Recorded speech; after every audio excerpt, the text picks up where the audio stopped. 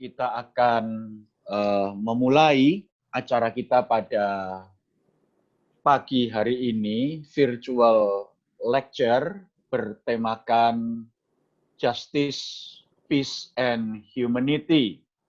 Ya, acara ini diselenggarakan atas kerjasama Mennonite Diakonia Service dan Center for Development and Culture, dua lembaga pelayanan diakonia, kerja diakonia yang didirikan yang pertama oleh sebagai perpanjangan tangan dari Sinode Gereja Kristen Muria Indonesia dan CDC dulunya bernama YBKS, Yayasan Bimbingan Kesejahteraan Sosial, yang didirikan oleh 3 gereja di Solo, 3 jemaat, GKI Sangkrah, GKI Coyudan, dan GKI Nusuan. 2 lembaga ini memang berkaitan dengan diakonia, baik itu di dalam kebencanaan, baik bencana alam maupun bencana kemanusiaan. Dan yang kedua, berupa kajian-kajian bagaimana kehidupan sosial di dalam situasi dan kondisi terkini. Dan hari ini, Ibu Bapak Saudara, kita masuk di dalam tugas kedua atau karya kedua dari MDS dan CDC, bukan berupa pelayanan atau diakonia real di tengah masyarakat, tetapi berupa kajian. Nah, kali ini kajian kita berkaitan dengan situasi kondisi terkini, yaitu pandemi COVID-19. Kita akan bersama-sama melihat 3 aspek, yaitu aspek ekonomi dan pembangunan ekonomi khususnya, lalu kemudian pendidikan, serta yang terakhir kesehatan. Harapannya bahwa kajian-kajian bersama pada hari ini sungguh-sungguh bisa memberikan pencerahan bagaimana kita menghadapi masa new normal di depan. Bagaimana gereja juga bisa mulai berpikir apa yang harus dipersiapkan pada hari ini untuk menyongsong new normal pada waktu-waktu kemudian. Saya membicarakan hal tentang pelayanan pendidikan di era pasca pandemi COVID-19.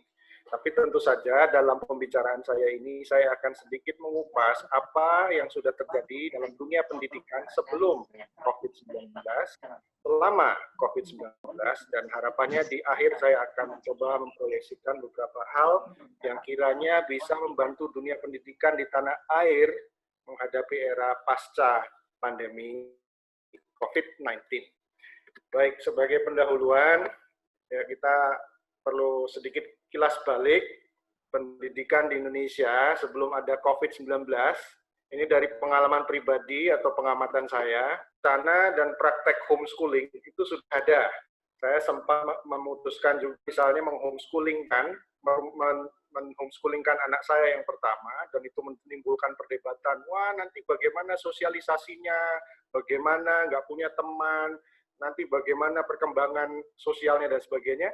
Nah, dengan adanya COVID, sekarang mau tidak mau secara de facto kita sudah homeschoolingkan anak-anak kita walaupun masih terkait dengan sekolah di mana mereka terdaftar. Ya, itu sudah terjadi. Nah, ini juga sebelum COVID sudah ada wacana disrupsi revolusi industri 4.0. Nah, dengan datangnya COVID-19, disrupsinya makin cepat. Jadi malah kita harus melakukan pendidikan, khususnya bagi anak-anak didik kita, baik itu pelajar di sekolah maupun mahasiswa di kampus, untuk bisa belajar dari rumah atau dari manapun. Nah, lalu datanglah COVID yang berdampak dalam hal ekonomi bagi lembaga pendidikan dan pola asuh atau didik orang tua di rumah. Saya sempat lihat ada Facebook yang orang tuanya sampai ngamuk-ngamuk sama anaknya, dimaki-maki begitulah, itu mungkin jadi suatu new normal tersendiri ya, mungkin di banyak rumah tangga karena anak-anaknya dimarahin dan lain sebagainya. Oke, itu 2 hal paling nggak yang terjadi. Nah, dalam paparan saya kali ini, saya ingin mengkaji pendidikan itu dari sudut pandang keadilan sosial. Kebetulan saya dosen pendidikan bahasa Inggris dan saya memiliki keyakinan pada pedagogi kritis, sehingga itu perspektif saya, pedagogi kritis itu sangat bersinggungan dengan masalah keadilan sosial. Nah, perspektif saya ini akan saya gunakan sepanjang presentasi harapannya. Nah, pendidikan, khususnya pendidikan guru yang berorientasi pada keadilan sosial, bertujuan mempersiapkan guru dan pembelajar pada umumnya untuk mengenali, menamai, dan melawan ketidakadilan antara lain dalam hal ras, gender, budaya, kelas sosial, dan diskriminasi terhadap penyandang different abilities atau disabilitas, baik di sekolah atau institusi pendidikan secara umum maupun masyarakat. Nah, perspektif yang saya tawarkan ini sebenarnya bukan hal baru. Di kasanah pendidikan kritis di dunia, di Brazil, di Amerika Serikat, di Inggris, di Australia, itu sudah banyak dipakai dengan critical literacy-nya. Hanya di Indonesia, selama ini orientasi kurikulum kita, ganti menteri, ganti kurikulum, belum menurut saya memberi penekanan pada keadilan sosial. Bahkan Mas Menteri Nadiem Makarim dengan segala hormat, dengan konsep Merdeka Belajar dan kampus merdekanya pun masih lebih menitik beratkan pada link and match antara dunia pendidikan dengan dunia industri. Kurikulum di Indonesia selama ini belum terlalu menekankan aspek keadilan sosialnya. Istilah link and match antara dunia pendidikan dan dunia industri masih lebih dominan. Kepentingan industri atau dalam bahasa panitia, alat produksi sesuai kebutuhan korporasi-korporasi masih mengemuka hingga sekarang. Nah, saya harap COVID-19 ini adalah momen yang tepat untuk mereorientasi pendidikan negeri ini yang lebih berkeadilan sosial dan bukan semata peserta didik itu terserap di dunia industri. Nah, sebenarnya nanti di bagian akhir saya ingin kupas sedikit bahwa Merdeka Belajar dan Kampus Merdeka memberi ruang sebenarnya untuk kita melakukan hal-hal yang berorientasi pada keadilan sosial. Baik, sekarang saya paparkan sedikit pemetaan masalah terkait pendidikan saat pandemi COVID-19 ini. Yaitu pertama ada ketimpangan kelas sosial, lagi-lagi ini perspektif keadilan sosial. Yang kedua faktor geografis, yang ketiga faktor tak terduga, atau yang sebelum pandemi tak pernah atau tak begitu terpikir bakal terjadi. Nah, yang pertama ketimpangan kelas sosial. Perserikatan Bangsa-Bangsa telah melaporkan bahwa sebagian peserta didik yang sekarang tidak belajar di kelas atau sekitar 830 juta orang di seluruh dunia tidak punya akses ke komputer. Lebih-lebih lagi, lebih dari 40% dari jumlah yang sudah sangat besar tersebut tidak memiliki internet di rumah mereka. Ya, nah ini di dunia. Saya belum tahu statistik di Indonesia, tapi saya rasa ya akan 11-12 atau member-member lah, gitu bahasa Jermannya mungkin ya. Nah, Burgess dan Sivertsen 2020 di websitenya mengatakan sangatlah mungkin ada gap atau kesenjangan yang besar antara keluarga satu dengan keluarga lainnya dalam hal sejauh mana orang tuanya dapat membantu anak-anak mereka belajar di rumah. Sebagai contoh, tidak semua orang memiliki peralatan untuk mengakses materi pembelajaran daring yang terbaik. Tidak semua orang tua punya pengetahuan yang cukup juga terhadap suatu mata pelajaran atau bidang studi tertentu. Katakanlah saya punya anak SMA, belum sih, anak saya masih SD. Saya itu paling tidak bisa kimia.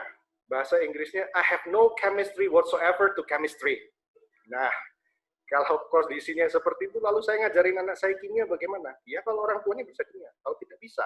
Nah itu baru satu hal. Jadi kesenjangannya tidak hanya dalam hal ekonomi, tapi bagaimana orang tua mendampingi anak-anaknya untuk mempelajari kajian-kajian yang belum tentu menjadi kepakaran mereka. Ya, itu tentu apalagi kalau tingkat pendidikan orang tua relatif sangat rendah. Bagaimana mereka mendampingi anak-anak mereka belajar di rumah. Faktor geografis, kisah ini ada saya screenshotkan saja, kisah mahasiswa di pedalaman Aceh kuliah daring naik Gunung Terjal hanya untuk cari sinyal internet. Bahkan saya sempat lihat di koran ada juga yang sampai meninggal karena hanya untuk cari sinyal, karena mungkin terpleset, jatuh, dan sebagainya. Nah itu tadi di Aceh, nggak cuma di Aceh, ada juga yang di Sulawesi, kuliah daring mahasiswa di Luwu harus panjat pohon dan naik gunung. Ya mungkin itu tidak terjadi di Jawa, tapi bagaimana dengan di daerah lain? Ya, jadi faktor tadi geografis ada, kemudian faktor ketimpangan sosial, juga dalam pemetaan saya ada faktor tak terduga. Artinya, bisa saja ini terjadi pada golongan ekonomi yang relatif mapan sekalipun. Jadi COVID ini banyak berdampak pada masyarakat kita, termasuk yang golongan relatif mapan. Ingatlah bahwa PTS, perguruan tinggi swasta macam UKDW dan UKSW, itu banyak bergantung pada jumlah mahasiswa barunya untuk pendanaan operasional, termasuk kesejahteraan para dosennya. Dan saya sebagai wakil rektor itu juga tiap hari mengamati statistik UKSW itu untuk melihat ini mahasiswa yang daftar ulang berapa di UKSW. Jelas menurun. Itu saya bisa jujur saja katakan demikian. Itu berdampak juga karena ekonomi orang tua juga terdampak. Sehingga mau mengirim anaknya juga sulit. Tadi ada pertanyaan di chat, ini kapan masuknya untuk anak-anak sekolah ini baiknya? Kami pimpinan universitas pun bingung. On the one hand, atau di satu sisi kami ingin, paling nggak mahasiswa baru harus datang ke kampus dulu, karena supaya ada bond atau chemistry, atau hubungan erat antara dosen dengan mahasiswa. Di sisi yang lain, kalau saya orang tua, belum tentu juga saya berani mengirimkan anaknya kuliah bulan Agustus atau Juli misalnya. Jadi itu memang masih menjadi perdebatan ya. Nah, kemudian ini juga yang perlu kita antisipasi. Para lulusan perguruan tinggi yang akan lulus tahun ini juga bisa sangat terdampak dari wabah COVID. Burgess dan Siversen mengingatkan bahwa para mahasiswa yang lulus dalam waktu dekat ini akan masuk pada masa-masa resesi besar ekonomi secara global. Berdasarkan bukti yang mereka miliki, Burgess berargumen bahwa kondisi pasar yang buruk saat seseorang masuk dalam dunia kerja sering menyebabkan pekerja baru mendapatkan pekerjaan bergaji lebih rendah, menyebabkan pekerja baru mendapatkan pekerjaan bergaji lebih rendah, dan untuk beberapa orang hal ini bisa berdampak permanen. Nah, kalau CV-nya sudah buruk awal-awal, itu akan dampaknya snowball, terus berdampak ke masa yang akan datang. Oke, saya bukan ekonom, nanti mungkin Pak Wilson Terik bisa sedikit dalam hal ini. Nah, lalu bagaimana ini kalau kondisinya seperti ini? Saya ada beberapa masukan, ada masukan normatif, dan ada masukan praktis. Masukan normatif saya bagi semua orang, ya kita harus belajar rendah hati, kita tidak tahu hidup mati di tangan Tuhan, kapan bisa hidup, masih bisa hidup, kita bersyukur. Jadi COVID-19 ini makin mengingatkan kita akan pentingnya berhikmat dalam hidup, berhikmat dalam menghadapi new normal, berhikmat dalam physical distancing. Saya setuju dengan physical distancing ketimbang social distancing, saya setuju dengan Pak Dr. Hari Purnomo tadi. Pendidik ini juga belajar rendah hati buat kami. Status sosial sekarang boleh tinggi, dosen lah, profesor lah, apalah, dekan, dan sebagainya. Tapi kalau institusinya sekarang kesulitan dapat siswa dan mahasiswa, itu hanya bergantung pada kasih karunia Tuhan. Bagaimana melanjutkan keseharian kami di institusi pendidikan ini. Jadi ini adalah message yang kuat bagi kami para pendidik. Kami pun harus rendah hati. Kami harus bisa melayani lebih. Nah, melayani ini kan bagian dari diakonia yang dilakukan oleh para dosen di kampus. Kalau selama ini banyak adol abab bahasa Jawanya, banyak ngomong di kelas, sekarang dosen harus cukup rendah hati belajar bagaimana memanfaatkan platform teknologi untuk mengemas mata kuliahnya dengan baik secara online, gitu ya. Nah, kemudian bagi para pendidik dan pemerintah, lebih sering-seringlah melihat ke bawah atau turun ke bawah. Karena ada kesenjangan pada akses pendidikan berkualitas yang makin lebar dengan adanya pandemi COVID-19 ini. Saya ingat postingan Pak Wilson awal Mei, ini Mas Menterinya perlu untuk piknik lebih lagi, karena Mas Menterinya baru sadar, kok ini ada anak-anak yang tidak bisa akses internet. Lah, ya, oke, katakanlah karena Mas Menteri sudah biasa hidup nyaman, punya Gojek ya, kemudian Dekakorn sekarang. Jadi itu lihatnya atas gitu. Nah, ini kan perlu melihat ke bawah. Jadi pemerintah melihat ke bawah. Kemudian rendah hati itu akan membuat pendidik dan peserta didik belajar menjadi kreatif. Nah, kami UKSW itu kan mengusung tagline, we are the creative minority, minoritas yang berdaya cipta. Nah, sehingga rendah hati itu membuat kita bisa kreatif. Ya. Guru atau dosen beserta siswa belajar menggunakan teknologi untuk pembelajaran yang efektif, atau menciptakan sesuatu yang berguna bagi masyarakat. Kadang kalau kepepet, kita jadi rendah hati, kita bisa kreatif. Misalnya menciptakan ventilator dari bahan yang mudah ditemukan di pasar. Itu ada saya tautan linknya di Tribun News. Jadi kadang dengan rendah hati kita melihat kebutuhan masyarakat di bawah apa, itu bisa membuat kita kreatif. Dunia pendidikan diajar rendah hati untuk tidak menjadi menara gading di masyarakat ini, tetapi melihat ke bawah dan menyumbangkan pemikirannya, keahliannya untuk membantu masyarakat. Nah, masukan praktis, kalau tadi masukan yang normatif, masukan praktis adalah, saya yakin Pak Wilson juga akan bicara tentang ini, tapi dari perspektif yang lain, saya bilang ini bahasanya coalition for action. Jadi kita harus berkoalisi untuk melakukan aksi. Nah, koalisinya itu bagaimana? Nah, inilah educational ministry, diakonia dunia pendidikan, gereja, bersama-sama. Dalam konteks gereja, saya yakin para pendeta, majelis jemaat, dan jemaat perlu menajamkan radar sosialnya untuk melihat kebutuhan real di masyarakat yang terdampak COVID-19. Jadi, sekolah, gereja khususnya, kita perlu bersama-sama melihat menjadi radar masyarakat butuhnya apa. Memang saya tahu persembahan di gereja itu untuk pelayanan di gereja. Tapi di masa COVID dan pasca COVID, kita perlu memikirkan lebih tajam lagi bahwa untuk pelayanan diakonia ini, kita tidak hanya untuk melayani jemaat di gereja, tetapi sama-sama gereja, sekolah, kampus itu bersama-sama pool resources, mengumpulkan sumber dayanya untuk bisa menjawab kebutuhan real. Nah, apa kebutuhan realnya? Saya list beberapa. Yang pertama, ya mungkin butuh desktop atau laptop PC, karena kalau Mac kemahalan. Ya, yang punya Mac tentu tahu, kecuali Mac-nya Mac tahun 2012.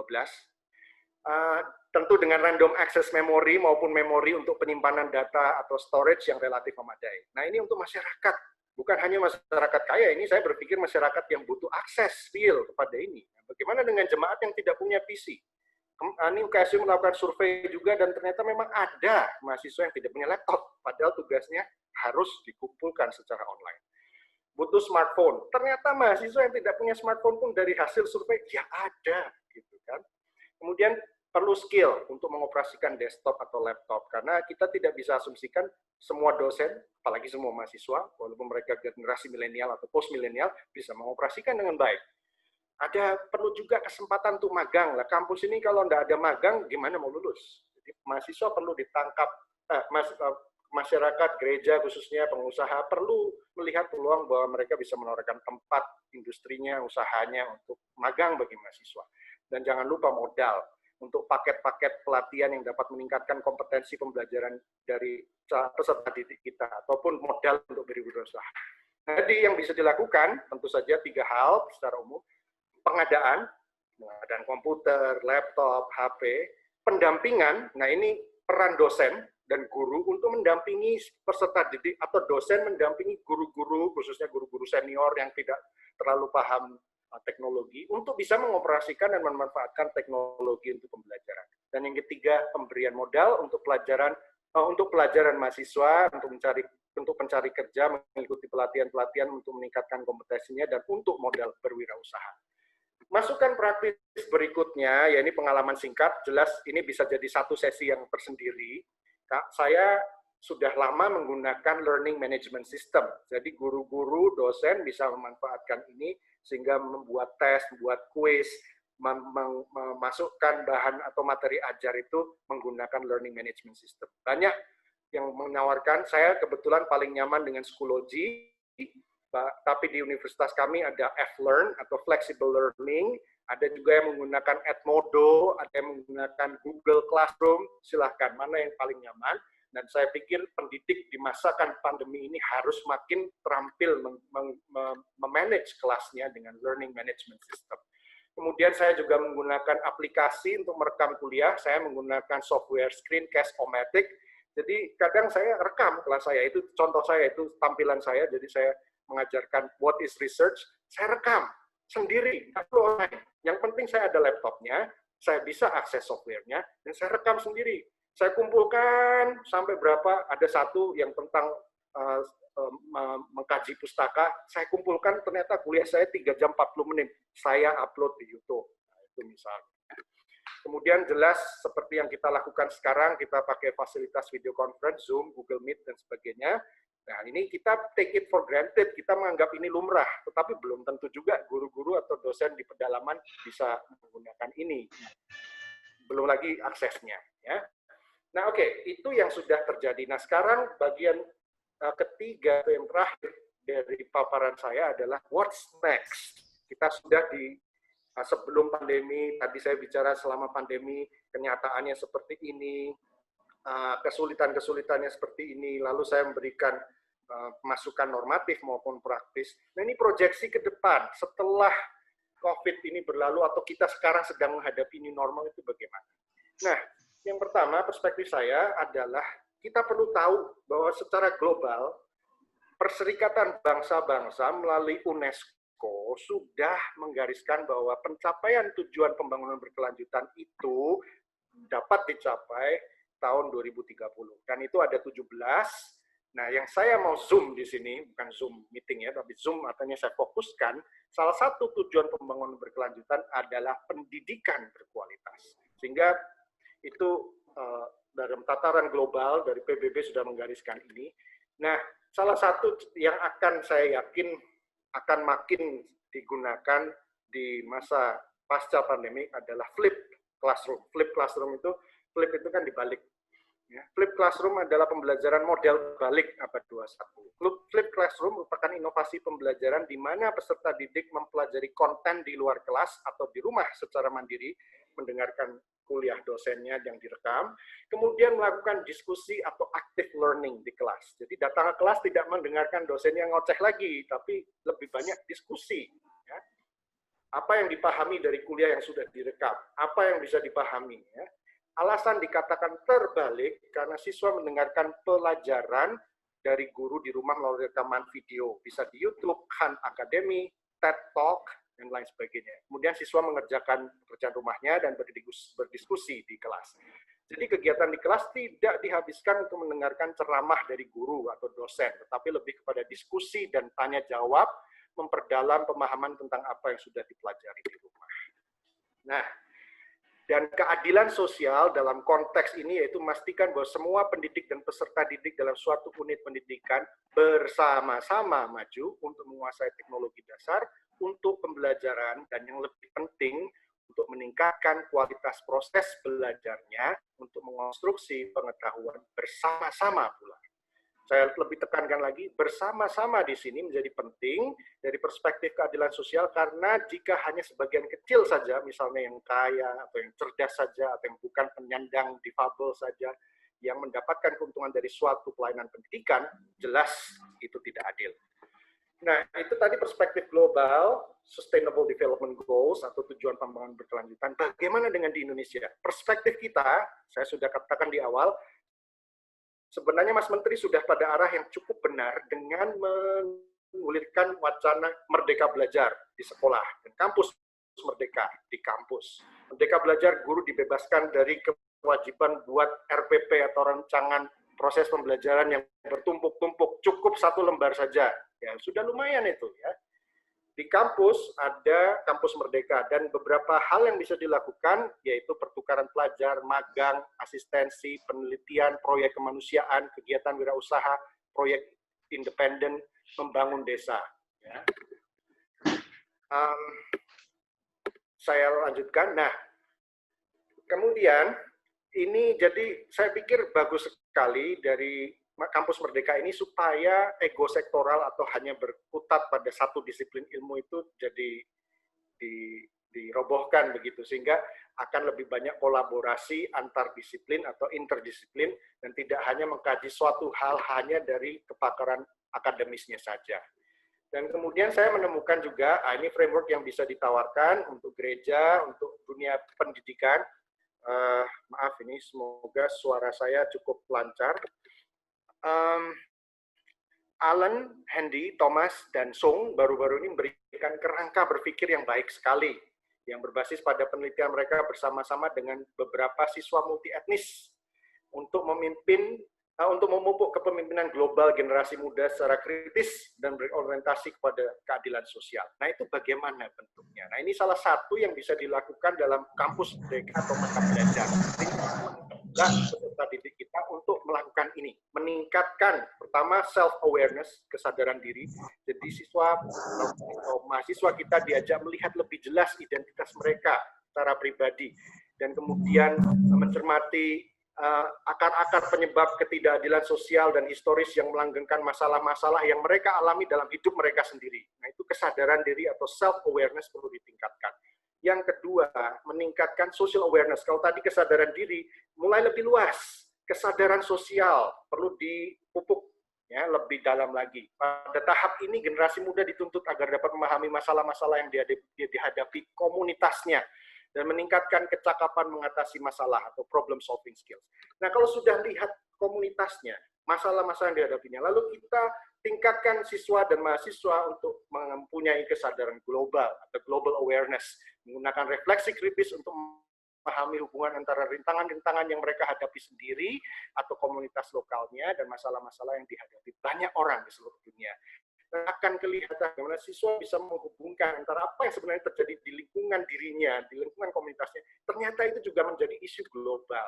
Nah, ini salah satu contoh saja yang dilakukan mahasiswa di Amerika.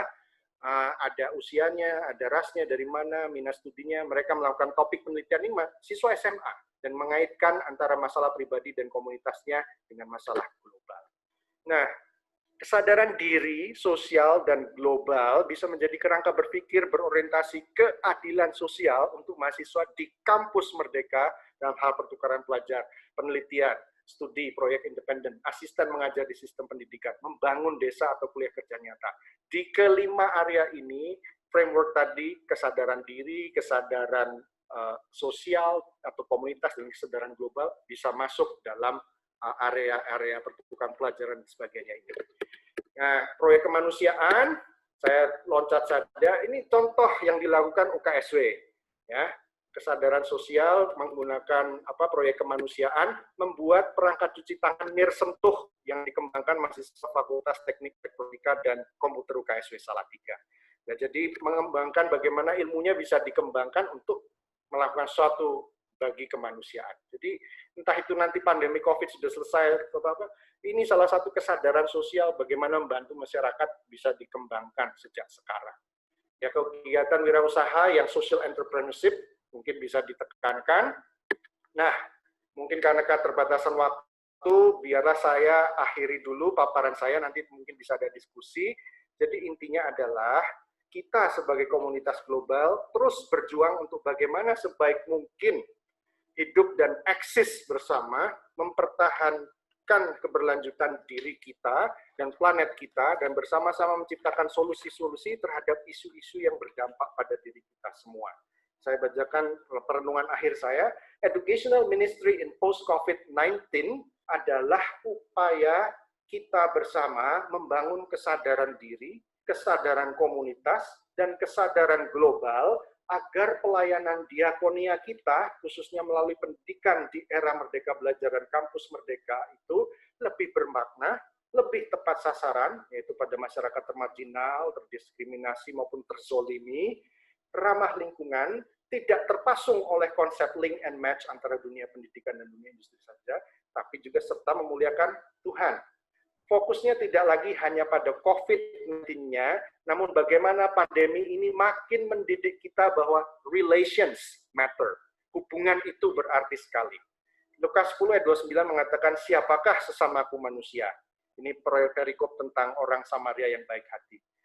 Jelas di konteks tersebut, orang yang telah menunjukkan belas kasihan, ayat 37 adalah sesamaku manusia, kepada yang tertindas. Ya, jelas dalam konteks tersebut, orang yang telah menunjukkan belas kasihan kepada yang tertindas, itulah sesama manusia. Sebagaimana COVID-19 seharusnya telah mendidik kita untuk lebih tepo seliro dengan tidak sembarangan menyentuh orang, kita pakai masker, menjaga jarak, dan menjaga kebersihan diri maupun lingkungan. Pola new normal ini dapat membuat kita lebih menghargai hubungan dengan sesama kita alam atau lingkungan sekitar kita, dan pada gilirannya kita menghargai hubungan kita dengan Tuhan. Baik, saya tutup dulu paparan saya, semoga bisa menjadi perspektif baru dalam dunia pendidikan pasca pandemi. Terima kasih, waktu saya kembalikan dulu kepada host moderator kita. Saudara-saudara, kita akan memasuki bagian kedua dari virtual lecture kita pada siang hari ini. Dan oleh karena itu saya persilahkan Pendeta Albert untuk boleh menyampaikan pertanyaan-pertanyaan yang muncul berkaitan dengan educational ministry. Yang pertama, pendidikan berkeadilan sosial yang bagaimana yang bisa menambah calon pencipta karya dan lapangan kerja.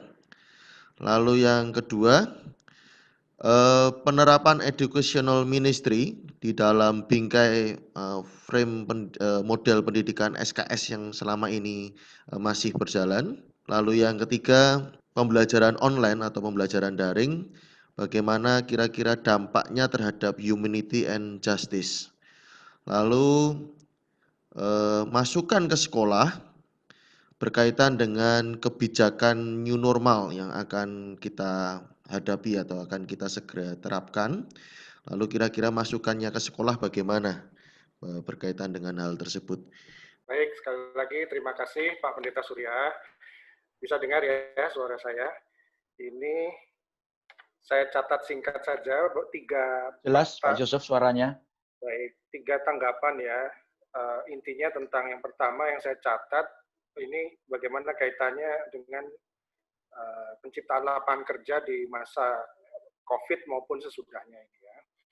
Nah, saya jadi teringat tadi memang tidak saya bahas karena keterbatasan waktu, tetapi dalam Kampus Merdeka, konsep yang digagas oleh Mas Menteri Nadiem Makarim itu sudah membuat satu kemungkinan kampus itu bisa menjalankan selain proyek independen atau proyek mandiri buat mahasiswa, tapi juga untuk pengembangan kegiatan kewirausahaan, wirausaha.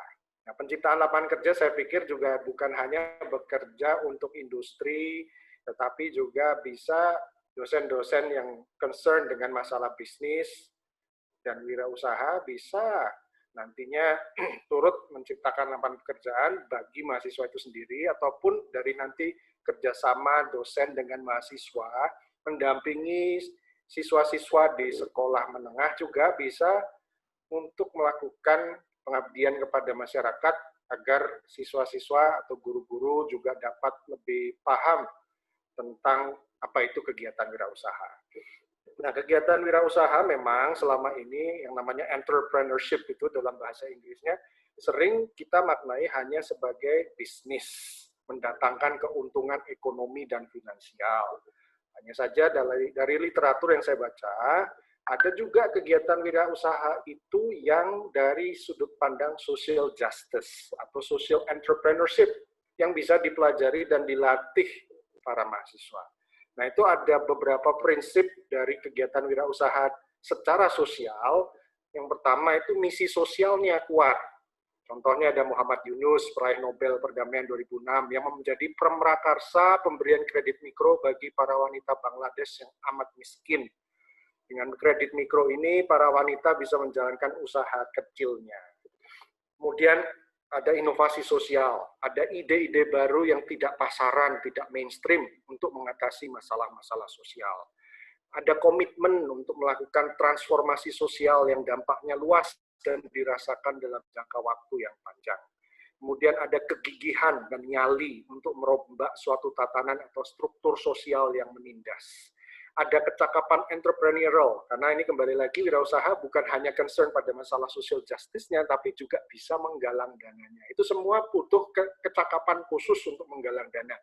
Artinya kayak misalnya saya punya pengalaman membuat proposal, kemudian didanai oleh United Board for Christian Higher Education.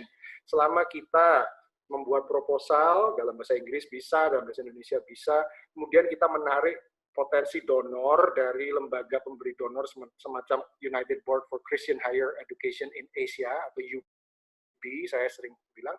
Nah, kalau kita bisa matchkan misi kita dengan misi mereka untuk menggarap suatu isu, tentu pendanaan akan menjadi lebih mudah. Jadi untuk menciptakan lapangan pekerjaan itu juga bisa secara wirausaha sosial kalau boleh saya bilang, dari perspektif keadilan sosial ya. Ya saya tidak tahu, dan ini sudah dilakukan bahkan sebelum pandemi COVID-19. Dan nanti kalau dalam COVID-19 pun menciptakan lapangan pekerjaan bisa. Pemerintah Indonesia sekarang ada yang namanya ada yang namanya kartu prapekerja itu ya.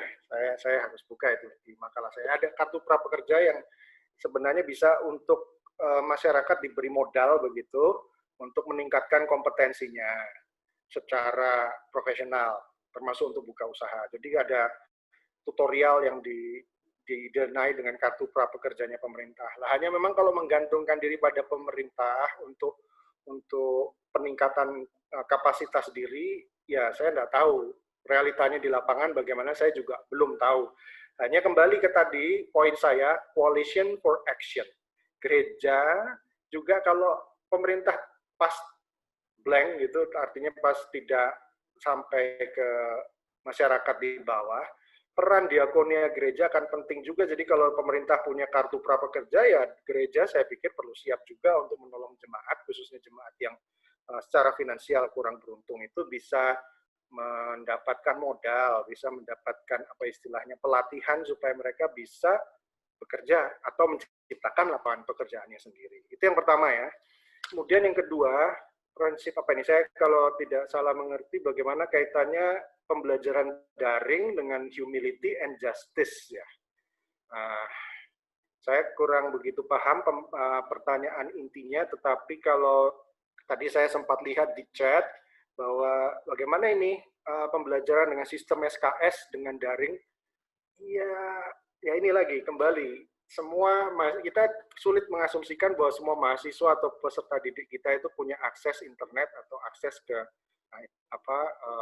fasilitas pembelajaran secara online. Nah, dan di situ saya ingatkan bahwa gereja juga perlu memantau apakah jemaatnya punya akses internet, apakah jemaatnya punya paket data, pulsa, atau bahkan HP ya gitu ya. Jadi artinya juga gereja bersama kampus, masyarakat kampus juga perlu memperhatikan masyarakat, baik itu Nasrani maupun non-Nasrani, khususnya bagi saudara seiman, itu bisa mendapatkan akses pendidikan dengan basis teknologi yang baik begitu. Nah, pembelajaran dengan SKS ya dari kemungkinan saya, jadi kalau pengalaman saya itu kuliah online itu tidak harus semata-mata live meeting seperti ini. Live itu kan langsung nih, saya lagi berbicara dengan Bapak Ibu sekalian di forum ini. Tapi bisa juga daring itu direkam, makanya ada istilah asynchronous. Artinya saya bisa tengah malam rekam, tapi kemudian setelah saya upload, tidak harus di YouTube, tapi juga saya punya Google Drive. Nah, tentu mahasiswa saya dengan asumsi mereka punya handphone atau laptop dan paket data bisa akses. Dan tentu saja untuk pembelajaran daring yang efektif itu bukan semata-mata memindahkan kuliah di kelas ke platform online, bukan. Tetapi kalau kita ingin ada outcome itu hasil dari setiap proses pembelajaran itu bagaimana. Nah, itu sesuai dengan sistem kredit semester ya.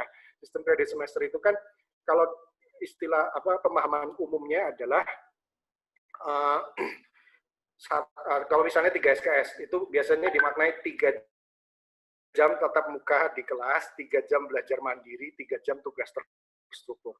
Nah ya intinya outcome itu adalah dari paparan, dosen bisa dikasih paparan dulu, bisa secara online seperti ini, live, atau bisa dengan rekaman, kemudian dikasih tugas-tugas kecil, terstruktur, sehingga mahasiswa juga tidak hanya mendengarkan kuliah atau ceramah, tapi at the end of a learning process, misalnya setelah 2 jam, 1 jam pengantar kuliah, mereka dituntun untuk mengerjakan tugas-tugas kecil.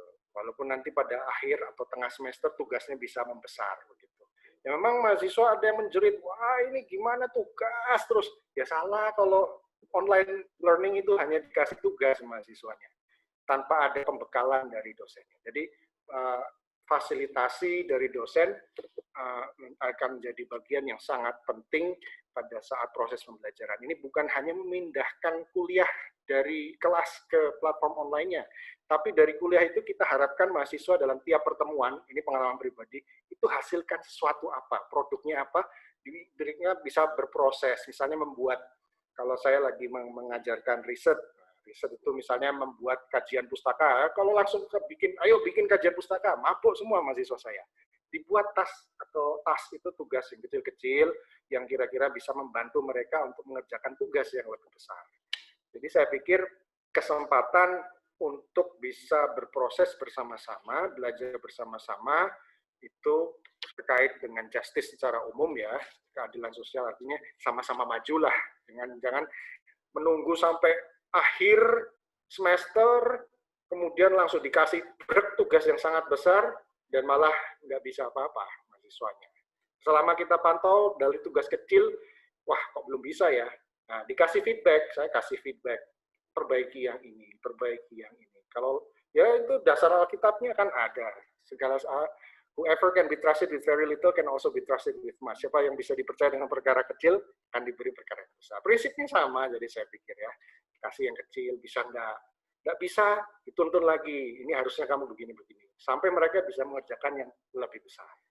Kemudian kebijakan di sekolah untuk masuk ini ya, nah ini memang seperti saya katakan, kampus sendiri mengalami dilema. Saya sebagai pimpinan universitas, kebetulan walaupun ranah saya kerjasama kelembagaan dan internasionalisasi, saya juga diserai tanggung jawab untuk promosi UKSW. Nah promosi ini kan sulit. Promosinya apa? Akhirnya kami misalnya dengan 500.000 saja Anda bisa dapat NIM atau nomor induk mahasiswa, syarat dan ketentuan berlaku.